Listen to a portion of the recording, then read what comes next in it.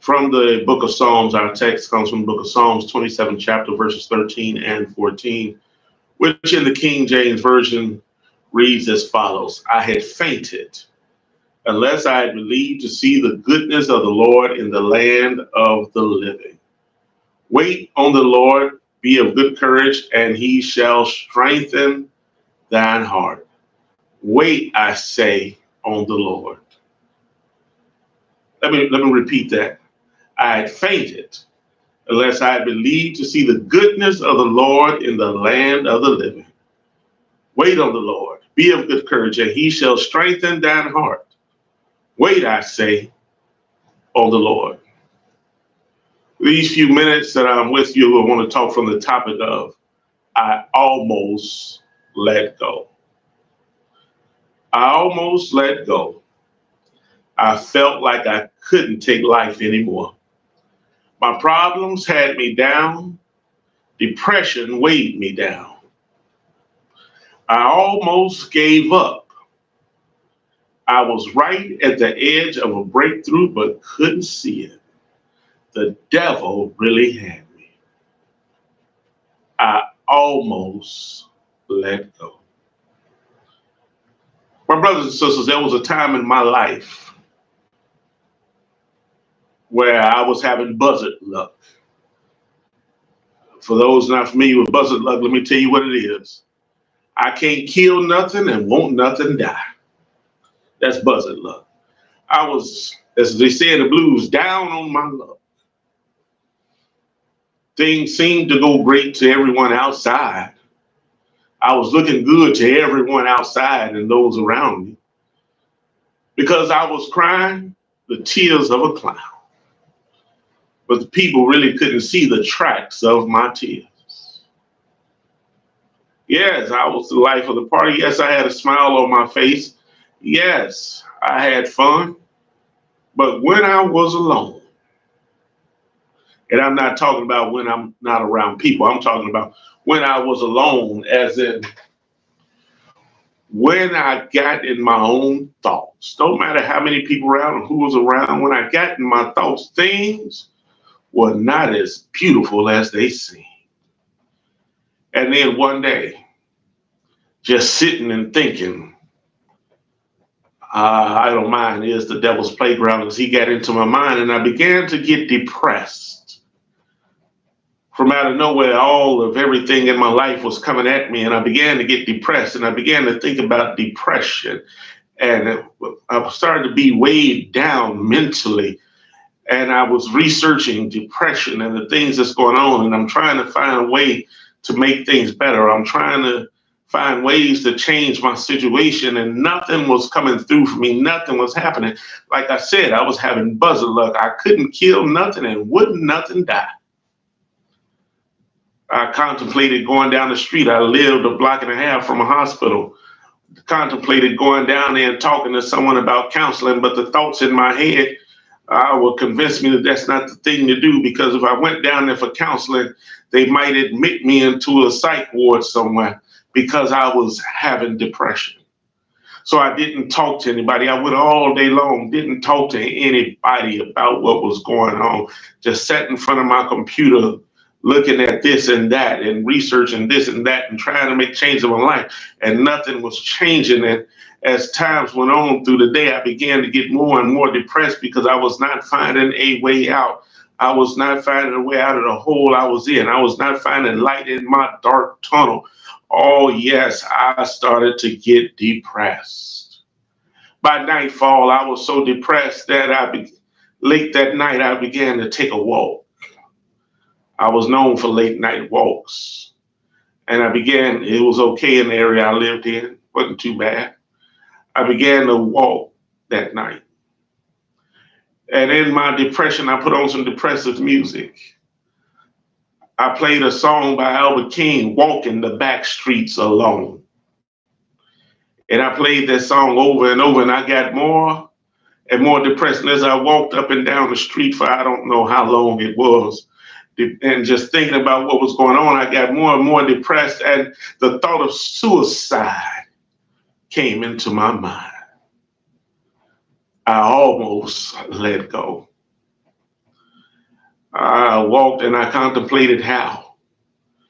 Yes, I thought about it. Things wasn't going good in my life, and nobody understood what was going on in my life. And when I talked to people, they told me, "Oh, just pray," or they, if I did talk to anybody about something, they say, "I'm praying for you." But prayer wasn't helping me get out of my depression, and I almost let go. I posted on social media about what I was going through that night, and some people laughed about it and joked about it. I guess that was their way of encouragement. One person later told me they were trying to make me laugh. Well, when a person is going through severe depression and is about to let go, laughter is not the thing they need at the moment. They need resolution. They need a tow line to pull them up out of that depression, that mud hole they're in. I almost let go. I had people reaching out to me through social media, and I was not hearing what they were saying. I wasn't caring for what they were saying. They wanted to pray. Well, prayer is not changing this. They wanted to talk. Talking is not changing what I'm going through. I need answers to my questions. I need solutions to my problem or problems. I even pretty much, as one person described, wrote a suicide note on Facebook. I tried calling the church. We have pastors on call. I tried calling. I called the church line. Well, I didn't understand that pastor on call didn't mean that they were sitting by the phone 24/7. I figured if I could call, maybe we could talk.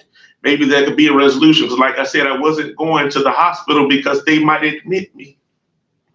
And I didn't want that on my record. Didn't want that in my record. Didn't want that on my back, that I had been admitted for suicidal ideations. I almost let go. But eventually somebody got to a friend of mine, and a couple people reached out to me and they said, "Hey, go home, relax, do what you got to do, take a nap or something. I'm going to call you at XYZ and I'm going to go meet up with you." One person said, "Look, don't go do anything. Stay right where you are." Where are you at this moment? I told them. They said, "I'm on my way."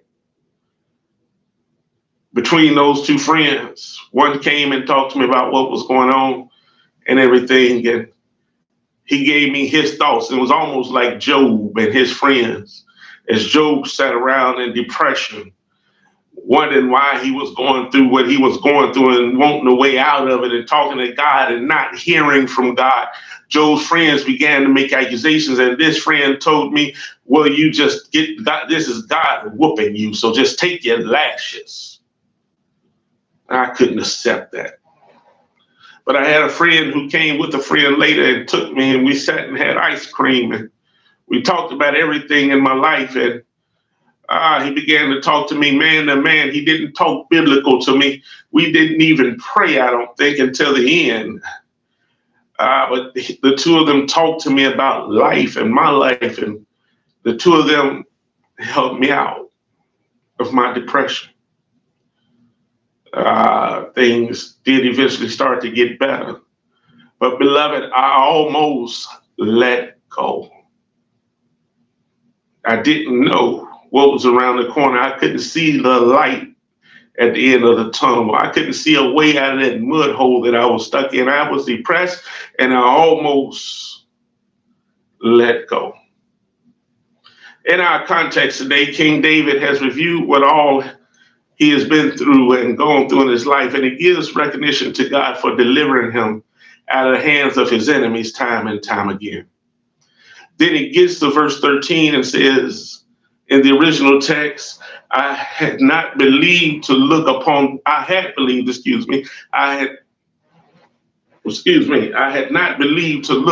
goodness of the Lord in the land of the living. Y'all know what that type of language means. Y'all know what it means when people talk like that, saying, if so-and-so didn't happen. He says, if I had not believed to look upon the goodness of the Lord in the land of the living, if I had not believed. For that reason, translators, because it leaves a little Just little ambiguity, a little vagueness. So the translators, when they translated it, added the statement, I had fainted. They said, I had fainted unless I had believed. The 13th verse of this, of this 27th Psalm, David pretty much is saying, I almost let go, but I believed that a change was going to come, and I believed that it would come on this side of eternity. I came to let somebody know that's going through hard times, that's having hardships, that's having trouble, that's in depression, that's in mental anguish, somebody that's having buzzard luck, can't kill nothing and won't nothing die. Hold on.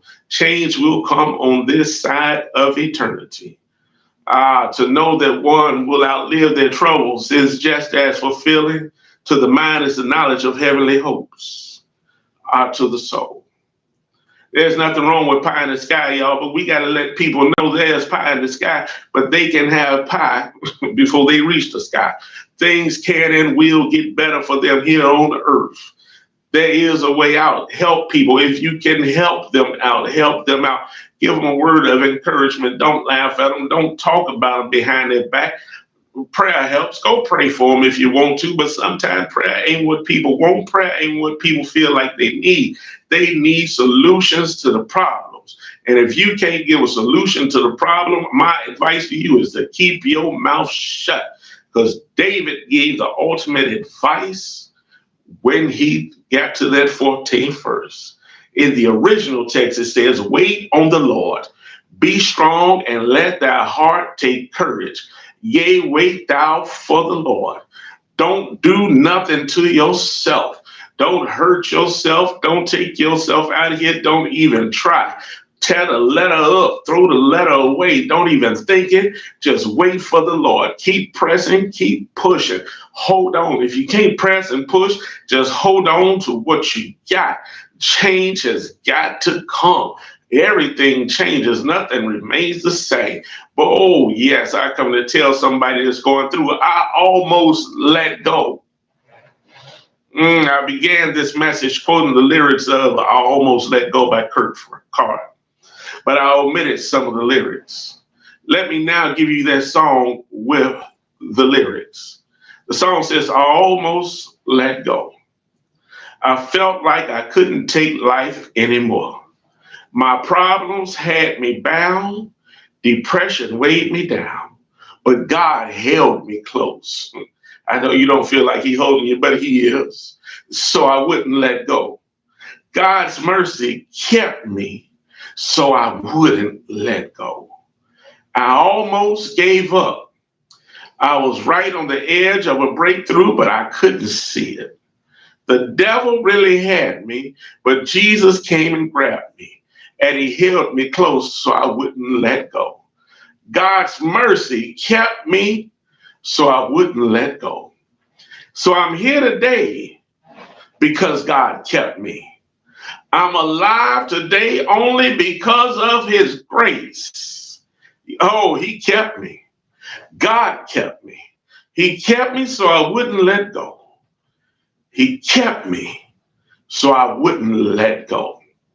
I stopped by to tell somebody that in the 12th chapter of 2 Corinthians, God said, my grace is sufficient for you, for my power is made perfect in weakness. And Paul's response to that was, therefore I will boast all the more gladly about my weaknesses, so that Christ's power may rest on me. Yeah, you're going through. Yeah, you don't feel like you can do it. You don't feel like you can make it. Chug-a-lug-a, choo-choo. Do like that train and keep pushing. Just say, I think I can, and keep pushing up that hill the best you can. And I promise you, grace and mercy, which follow you all the days of your life, will push you up the hill. God's leading you will pull you up that hill.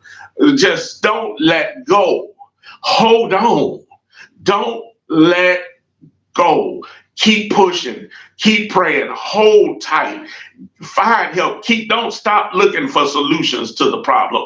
Don't stop looking for resolutions to your revolutions. Don't be afraid to go get counseling. Don't be afraid to go to someone and ask for help. Don't be afraid of those who are naysayers and those who might mock you to scorn. Don't give up Don't let go. There is help out there for you. Somebody's been through what you've been through. That somebody understands what you're going through, and they can and will help you. Now, before I go, let me give you a story about two friends who met in school. There were two boys, Willie and John, who met one day on the school ground. From that day, Willie and John forged together a good friendship. Willie went to church all the time, and he invited John to go to church with him. Willie and John got saved together in church. Willie and John matriculated through school together. Willie and John had became best friends. Well, when it came down to high school graduation, Willie, because he was a straight A student all 4 years, became the valedictorian.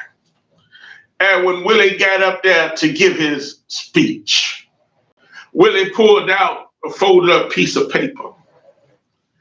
And they say, this message is for everybody here, but I really want to say thank you to my best friend, John. He said, I pulled out this note here, and these are not the notes for my speech. He said, I'm pulling out this note because this is a note I wrote some years ago. I was bullied in my younger days, and the kids would beat up on me. They would push me around. They would talk about me. They would knock my glasses off my face. They would push me to the ground. And one day they knocked my books out my hand, knocked my glasses off my face, and pushed me to the ground. But John, who I didn't even know, came along and picked me up. John picked me up off the ground. John put my glasses back on for me. John put my books back in my hand and even carried a couple of them for me. He said, John, I want to thank you. John, what you didn't know about me, other than you knew I was a kid that got bullied. What you didn't know is that inside one of those books was this note. I was tired of getting bullied. I was tired of being pushed around and nobody would help me. And I wrote this note because I was going to end my life that day. But John, because you came along and you picked me up. John, because you put my glasses back on my face and I could see again. John, because you helped me carry my load, I folded this note back up and put it away. Oh, I come to tell somebody all people need sometimes is a friend. They just need somebody to pick them up sometime. They need somebody to help them get their vision back on track. People sometimes just need somebody to help carry the load. Well, as time would have it, when they graduated, John didn't do so as good as Willie in school. And so he couldn't go to the colleges that Willie was qualified for. John decided he'd just go to the Army. So Willie said, well, we best friends, and I told you I'd never leave your side. That's the promise we made one another, so I'm going to the Army with you. As time would have it, they end up in the Vietnam War. And while over there in the war, they got ambushed. The company got ambushed, and they're under heavy fire, and the man in charge said, retreat. They began to back out of there, and they began to run to get away from the enemy fire. Well, when they got to safety, Willie looked around and he didn't see John. He asked, where's John? And nobody knew where John was. He said, well, I got to go back and get John. They said, no, sit down. It's too dangerous out there. He said, but I promised I'd never leave him behind. We promised each other never to leave one another behind. We'd always be there for one another. Well, the man in charge pushed him down and said, you sit down. Willie, you move. John probably is dead right now. Willie just couldn't accept that. Everybody telling him just wait until the fire dies down and we'll go find him. Well, Willie was not accepting that. And before they knew it, Willie had took off back toward where they came from. They let him go because it was too dangerous to go after him. A little while went by and they saw Willie coming back through the smoke. Willie had ran through the smoke, the fire, and he found John. And he came back with John over his shoulders. And he laid John down on the ground. The man in charge said, see, Willie, I told you it wasn't worth going back for. You risked your life, for this man is dead. Well, Willie told the man in charge, he said, sir, when I got there, John was still alive. Why was John still alive? Because he knew what I told him. He knew the promise that I gave him. The promise was that I'd never leave him behind. And he promised me the same. When I got there, he was still alive. And he said, Willie, I held on. I held out because I knew you was coming back for me. My word to you is that Jesus said, I'll never leave you nor forsake you. Let me tell you, Jesus will help you. Let him help you. Let the Lord help you. David said, I would have fainted had I not believed to see the salvation of the Lord in the land of the living. Hold on. You will see the salvation of the Lord in the land of the living. I can testify that myself as I pat on my own chest, because I almost let go. I almost let go. And I'm standing here about 10 years later. I don't remember the exact day. I remember it was in June, but I don't remember the year. I archived that post that I made, but I never looked back at it. I just archived it. Some 10 years later, after almost letting go, almost giving it up, my resolution was to jump over the rail at 290 and let whatever happens, happens. But God held me close so I wouldn't let go. I love you. God loves you. Ain't nothing you can do about it. Let somebody that's about to let go know God's got them. He'll pull them up out of it. Be blessed.